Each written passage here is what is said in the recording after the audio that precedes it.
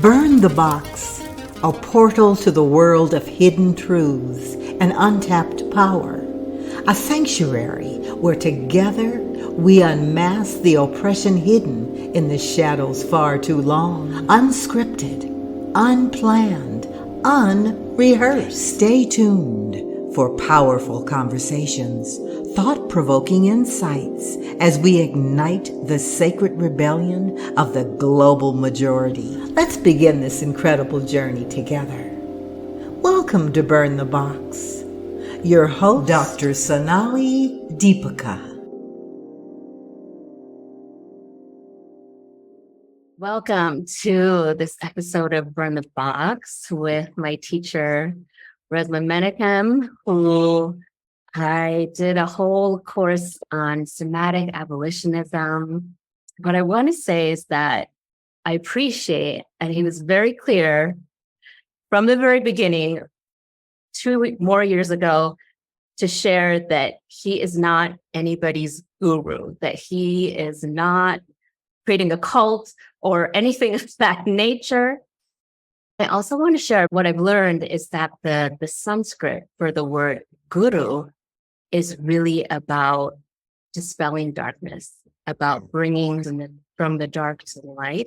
Mm-hmm. And that is what this work has been for me. So thank you. Thank you so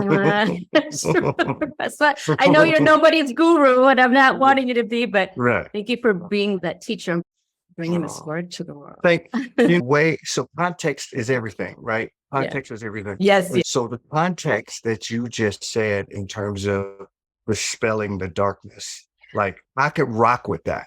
What I was talking about is the fit that is colonial, right? The white man with the long white beard teaching brown bodies about that, like that. Not want anything to do with that. The jack leg preacher that's telling people the white, like all of that guru shit. But the idea of this helping to dispel and emerge the light from the dark. You've heard me say this idea of, I believe my work is making the invisible visible, making it sensory, making you aware of the viscosity. Yes. That's the piece. It's not you need to thing and walk with me in this particular way. And I do have moorings, but I'm not front like so the way that you talked about it in the Sanskrit, like that's context. I can rock with the principle of that. But I hear you and I'm with you. I appreciated that right from the beginning. I'm not your guru because I knew what that meant. We all knew what that meant. That's right. We all knew that was the colonialized version, trying to be some leader and people bow down to you and creating all this. Yeah. And I just wanted to share that little. No, I believe. See, but the move that you just made is a reclamation move. What you said to me, you said sibling. I heard what you said about that, and I can rock with that. I can hold two things at the same time. I can hold that rejection and that resistance. I can hold that resistance, and I want to just talk to you about another orientation. Right? I can do both at the same. I can do both at the same time. Right? Yes. Yeah. Yes. And that's a lot of what this work has been for me. Also, it's holding multiple contexts. It's holding multiple levels. And a big thing of this, the whole process for me really taught me about the emergence. Yes. The emergence. When we're still. Yeah. So something you know about me, and I might have mentioned it where you were rocking with me. The way that I write, I usually write like about 2 or 3 books at the same time. But the way that I write is that I can't write by just sitting here and doing that. When I try to do that, it makes my writing sound mechanical.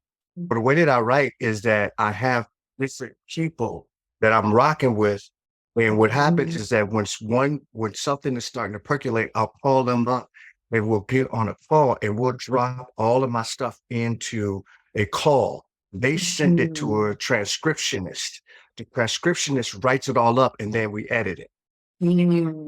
So that's how I write. So there's this book that I've been writing that's starting to percolate. It's actually starting to crowd out the other two, called Beyond God. I'm starting to begin to play with these pieces around our understanding about the principles in the movement of creation and how that got positioned into one entity as a bestowal bound.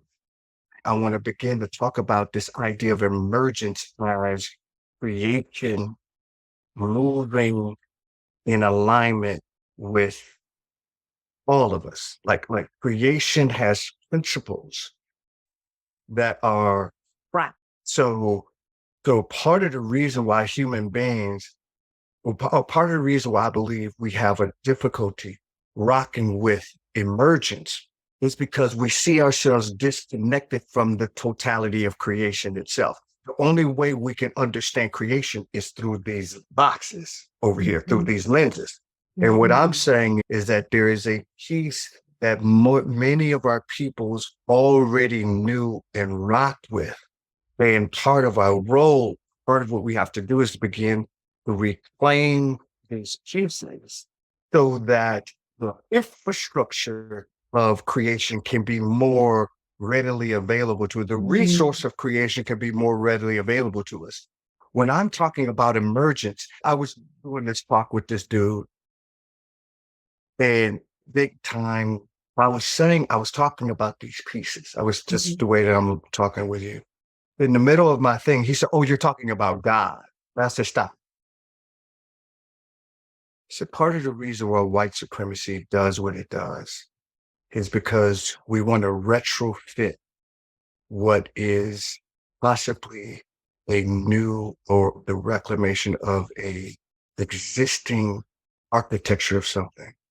And the speed and the urgency of white supremacy, white body supremacy will take that and jam it through another box rather than not being able to hold what I'm saying in the current time, in the current moment." I said, "Where's the urgency?" I said, this is what I'm saying. You're trying to convince me of something with your verbiage, and the energy behind it is urgency. That tells me everything I need to know about your concept of God. For sharing that. You're welcome. And really, as you were talking also, it echoed within me this concept of this podcast, this burning boxes. Like, this is not about fitting into the constriction, the places that, that retrofitting. It's about true expansion, but to allow that, we have to sit with emergence. Well, even before you sit with it, you have to understand that the sitting with it involves conditioning, involves tempering, involves, you know what I mean? People always say, just sit with it.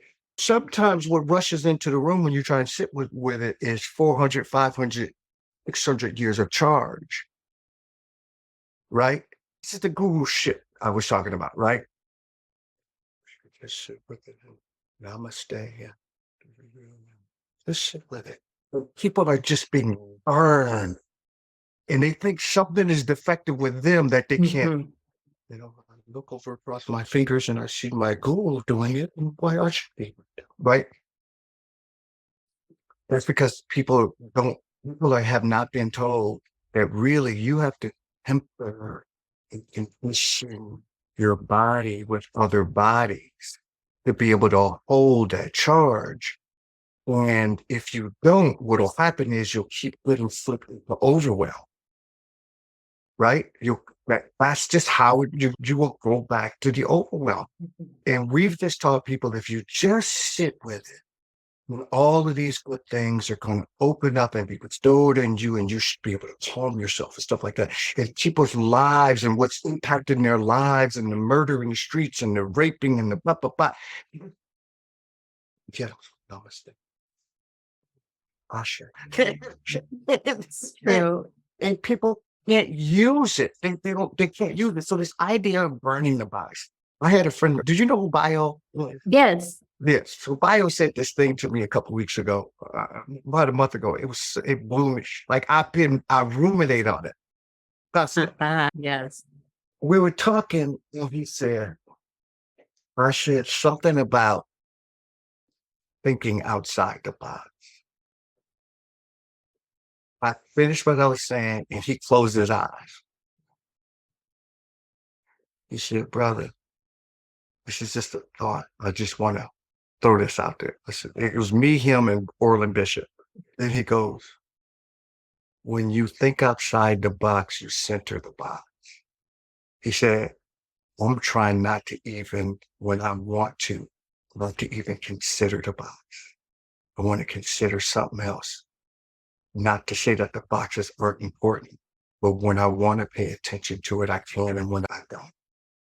We've been fucking ruminating and writing and Yes. rocking and moving. I just feel like, okay, and stuff is starting, little pieces are starting to come up, and I'm able to go, okay.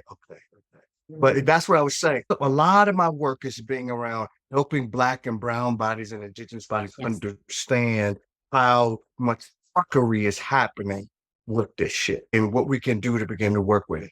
And that's important. But when I don't want to do that,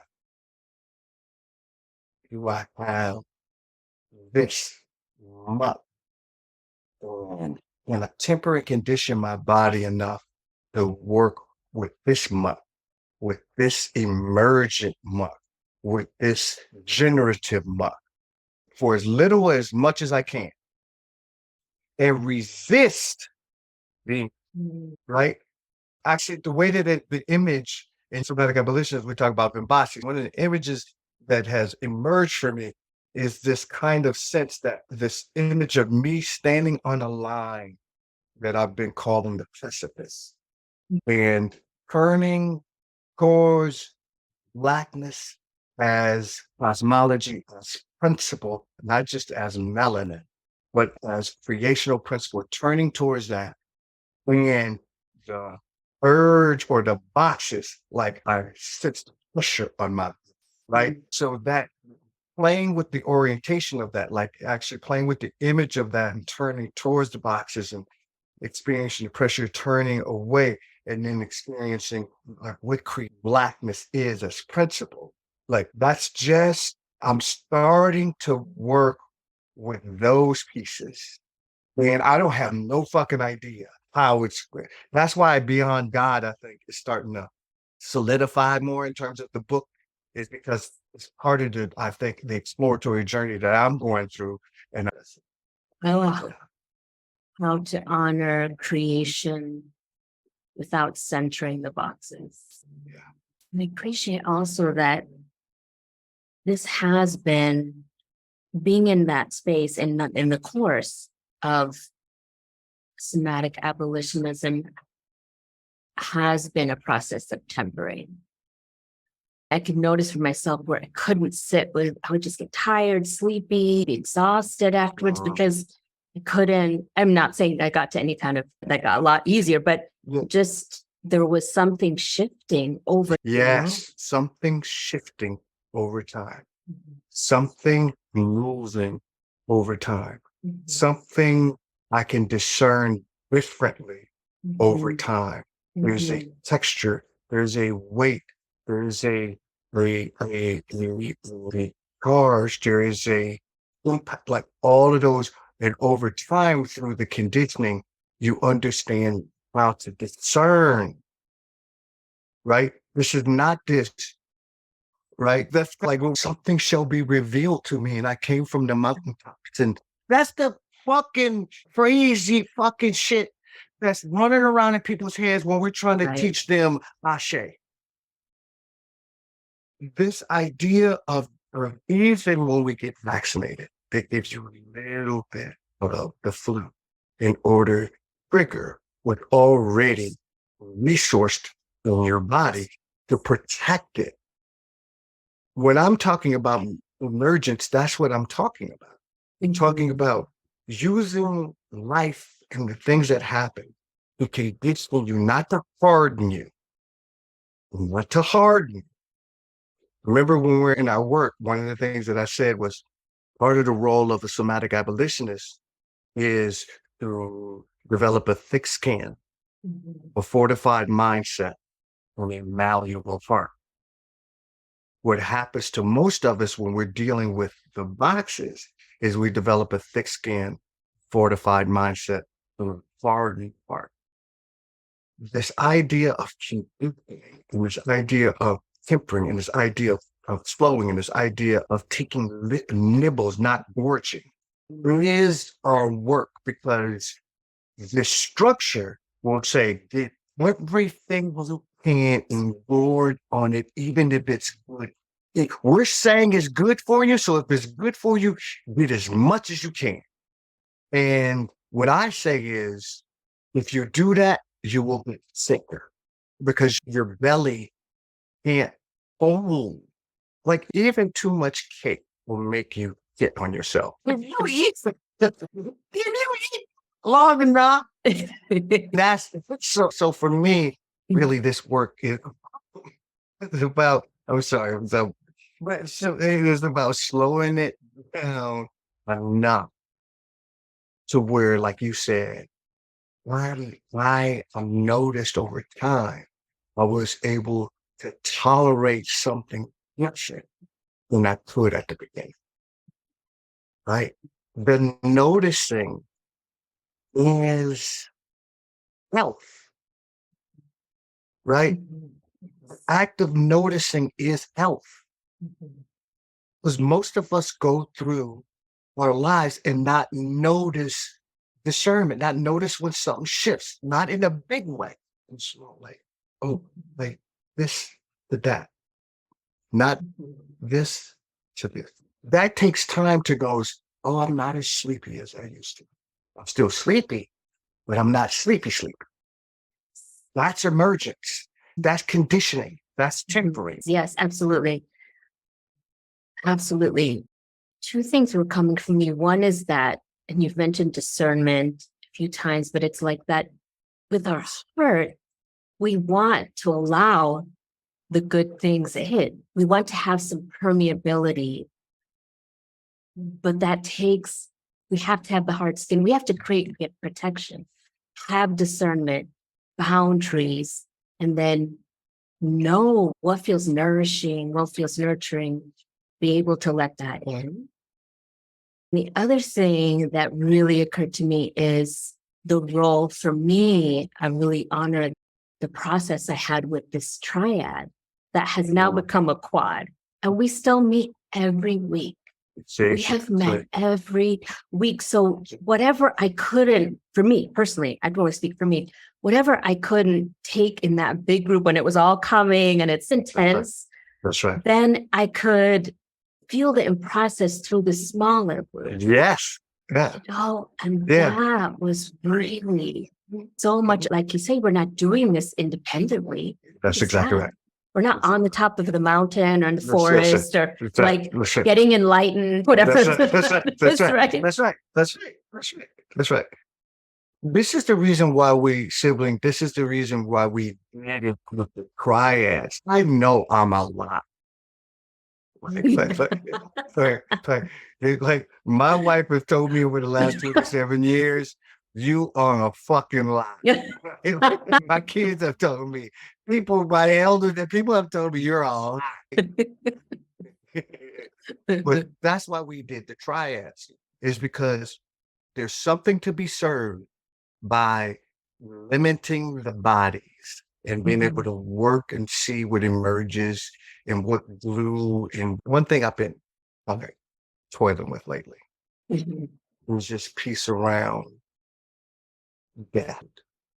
The box allocation of what that is and what creation and emergence and suggests that death, decay, and nurturance, and muck, and metabolization, and feeding, and quaking of something that is potential.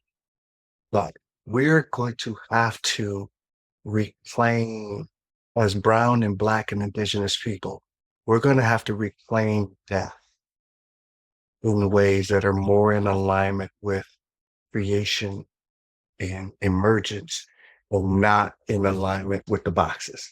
We are not as intimate with people's transitioning as we should be. We're not as intimate with the process of decay, not as, like, I'm a big horror dude. This thing about living forever is rampant and rampant in these boxes. Like living forever, the fountain of youth, all of it, right?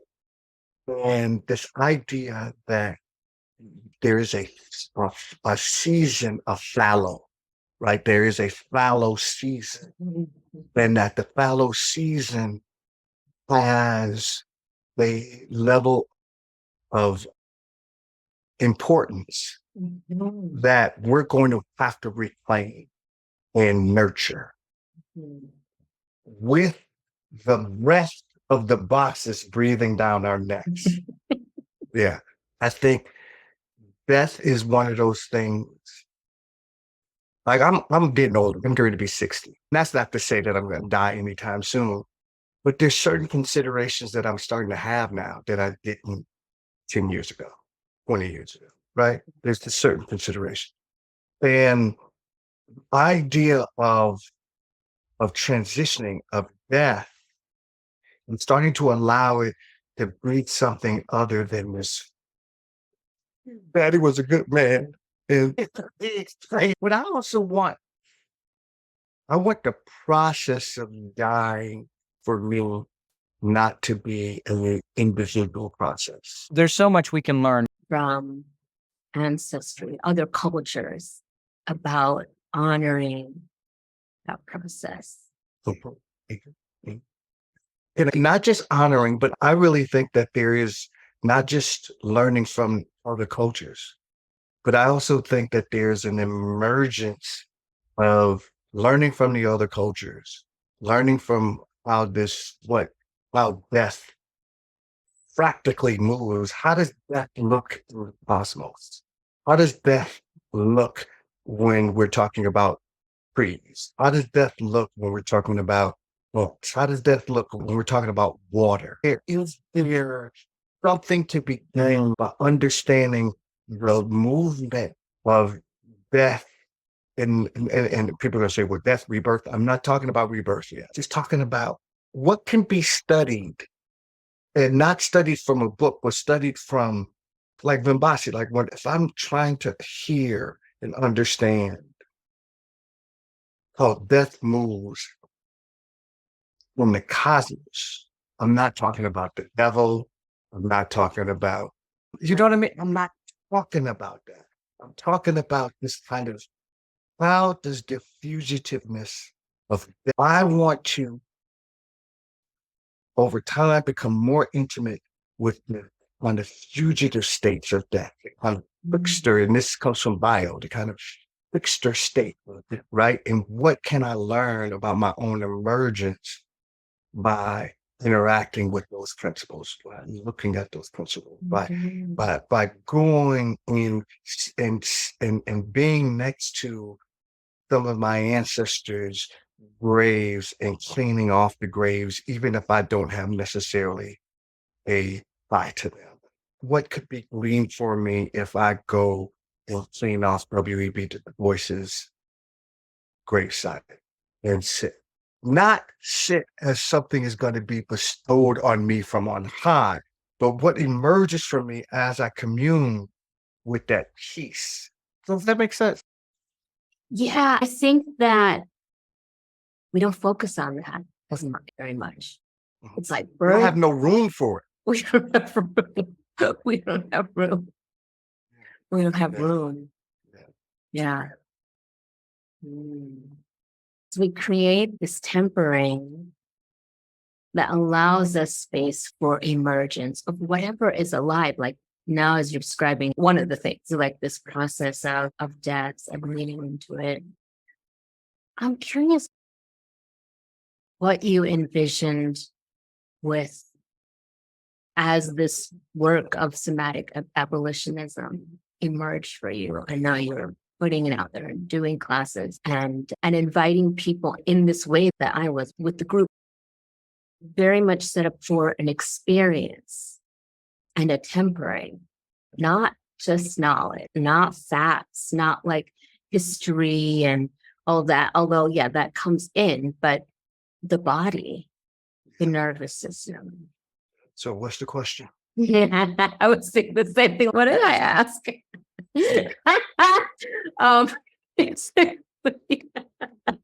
I'm curious what you envisioned. Did you have what the vision was when you? Yeah, no, I didn't.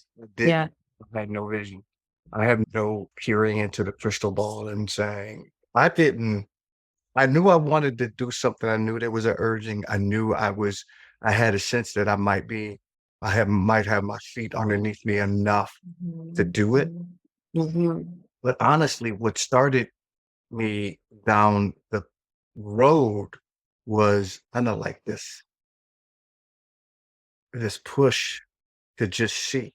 And I tell you something. So in my book, there are certain things that I've realized as a writer now that when you write something, sometimes you can't see the bottlenecks until you write it. You literally have to write it and then you read it and you go, ooh, what? If I had that chance, I'd do it. You're right.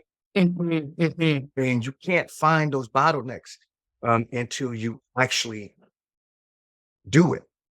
Like you put it out there and then you see, oh, these are the right. And one of the things that happened is that when I started doing like the live pieces with some of the somatic abolitionism pieces, one of the things I got beat up.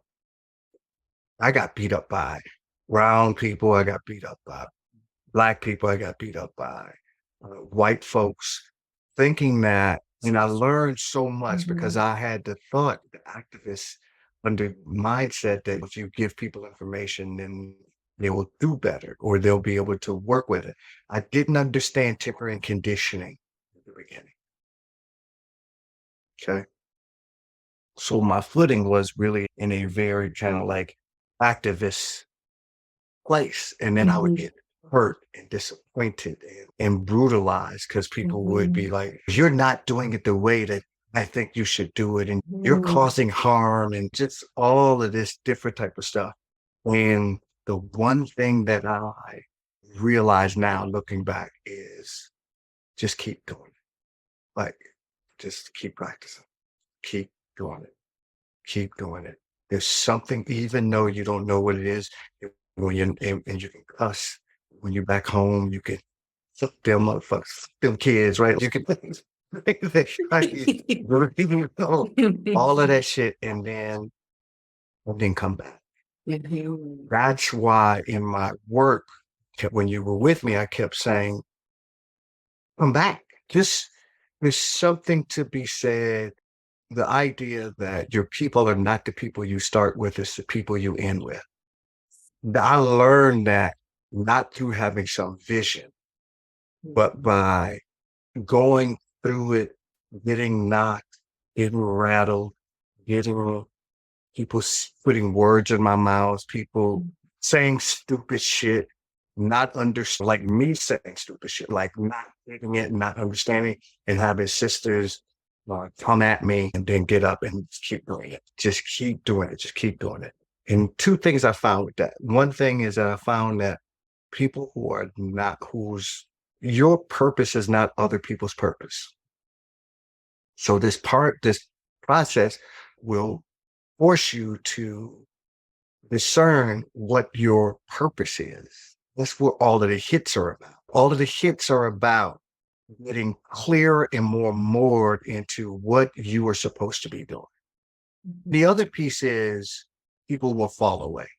Even people who are the most, like you're not doing it right. And most of them are not creating anymore, right? They're not doing anymore. And that has helped me go, oh, I remember when you were the hot motherfucker. I remember when you were like, everybody was like, oh my God, you're the hot, right? And I don't even hear from you. Like, you are nowhere to be seen no more. And you were giving me the fucking blues. And I'm still here. So it's not about vision. It wasn't about having a vision for me as much as it helped to condition me to kind of keep going and let the chips fall where they may, but bet on yourself. Just bet. I just bet on me and just kept me. So not vision as much as it is tempering. Like wasn't, it's conditioning. Yeah. Thank you. That's such beautiful wisdom. For me, for so many people that are just trying to do something and just to bet on yourself. Bet on To yourself. allow for the tempering. Yep. Just to keep going. Like that, Keep going. that patience, persistence kind of thing. That's it. One of the things I've been saying to people lately is when you're doing purpose liberatory work, it is more important to be persistent than consistent. At the beginning, it is more important to be persistent, not consistent. Here's where I think about that. It's important to do it, to continue to just do it, even if you can't do it the same. To me, persistence is about doing, consistent is about doing it the same way each time. And many of us want consistency. We want to do it the same way. I want to do the same pose the same way. Sometimes I just don't fucking feel like doing that. So I'm just going to do it. I need to do it. But I'm going to just do it for 15 seconds as opposed to 30. I'm going to do it for 2 seconds as opposed. And for me, that works, right? The persistency, just doing it. And then when I need to rest, I rest, right? Rest and quitting are not the same thing, right? And if you can't rest when you're doing purpose work, you will burn out. You have to rest. Rest is a creation imperative, not a reward for working the shit out of yourself. Rest is imperative to health. It is not a reward for work. So, not a vision for me. It was, it's emerging. It was like, I don't even know if I'm doing the right thing. Let's see. Yes. Yes. Let's see. I thank you for being persistent, for tempering your own nervous system as you keep going. It's very inspiring. And I remember what was just coming to me is what, I don't know, you said early on, so this was probably a couple of years ago, about offering a regulated nervous system to whoever. This could be in work, this could be in healing work, coaching work, but really it's in life that we get to offer that, right? That's right. To others as we cultivate it, as we temper in ourselves. That's right. Really grateful for that process. Thank you. I like when you've heard me say this, I say this all the time. I'm doing this at the same time I'm trying to work with other people. It's not like I got it. I'm trying to work these pieces at the same time that I'm saying, here's something that's percolating for me. Here's something that's coming up. Here's what I've noticed is happening, right? That's one of the reasons why I think like the guru shit just vexes me so much, is that it always is presented as a done work. Always presented as it is done. The person that you see has reached this place that they're in. Whether you're talking about an imam, a minister, or a guru, or yoga, whatever, it's presented as if it's done. Meaning that's the opposite of what I want to do. I'm going to say fucked up shit. I'm going to make mistakes. I want the freedom, and we'll fight for the room to be able to do that. Thanks for having me, sis. Thank you so much. I do want to mention that we're at the end of our time, but just to say that talking about liberatory work, freedom, that this is Juneteenth. And I guess just to name it, if there's anything you want to share about that, Yeah. And before I forget, if people can go to resmaa.com, resmaa.com, if they want to find the work with the books or take a workshop with me or whatever, that'll all be there. Absolutely. We'll have a lot of information.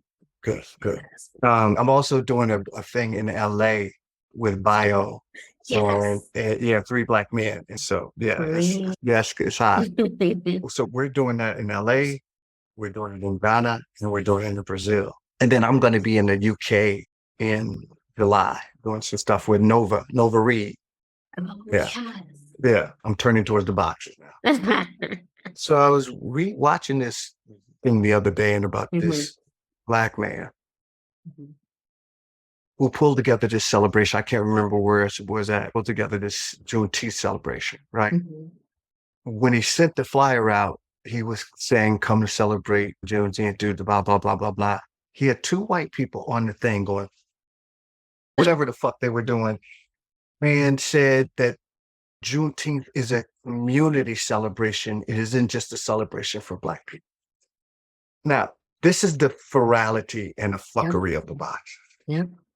That you can even have people that look like you that don't understand context, don't understand virality, don't understand moorings, don't understand pain, don't understand spring-loadedness, don't understand racialized trauma, don't understand anything. It's all colorblind, right? And for me, part of the work of a somatic abolitionist, of the kind of fugitive mindset, is that you must understand that this colonial modern structure is the only thing it knows is devour. Right? It also has a sense that anything can be used, and the most sacred, the most intimate parts of us should be used as a marketing tool, right? Uninterrogated, uninquired into, and it is the way that these boxes couch things that will have you try to walk on your head. Because if you don't have a sense of moral context, then you will believe that we're in a post-racial world. Even though people that look like us will say that shit. And what I tell people is when that happens, especially like a somatic abolitionist, slow it down. Get intimate with when the annihilation comes up. How do you begin to use that to contemporary, and so you can begin to create a sacredness around those pieces? So when that type of shit comes up, you're able to have some sense of, do I yield to this or do I disrupt this? And at the beginning, you won't know that. It will just be overwhelmed. And the way that I think about Juneteenth is that Juneteenth, if nothing else, was not about somebody letting us go. It was about the resistance that was always there that gave rise to the shoots of freedom, right? That it is literally sacred, right? That protest is really about protecting the sacred, right? And so for me, Juneteenth is about protecting the sacredness of human beings resisting the ravages of enslavement, right? And if you don't hold to that, you will have white people representing a Juneteenth celebration without any inquiry. So that's what I think about Juneteenth, is that it is our job to protect the sacredness of that and not allow these boxes to present it to us in a way that undercuts fire, the intensity, the fierceness of protecting the sacredness of that resistance. Appreciate All you right. sharing that and how quick it is for the box to be centered in all ways at all times. And even with my burning the box idea, it gives me a new way to look at that. I love the way that you talk about burning that shit. You know? I love the way kerosene. Right? Yeah, burn that shit. And then let the ashes be used for a more generative Yes. glue between us. Yeah. Yes, that death, that transition. That's it. That's it. Mhm. That's it. Thank you, Oh, Sibla. thank you so much. Thank you for being a part of this, the emergence, as I didn't have any questions. Thank you We for don't- rolling. I know, right? I mean, you don't have to have. We right.